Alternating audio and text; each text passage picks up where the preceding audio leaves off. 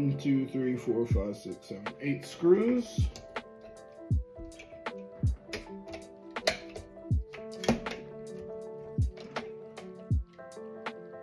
Okay, and then that's connected inside somehow. Alright. Now we're going to, now there looks like there are, is it one screw? No, there's a few that keep this fan in place. We have 1, 2, 3, I think it's 3 fans.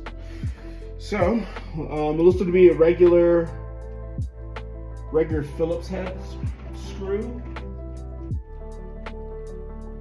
Then we put the TR6 back, and let me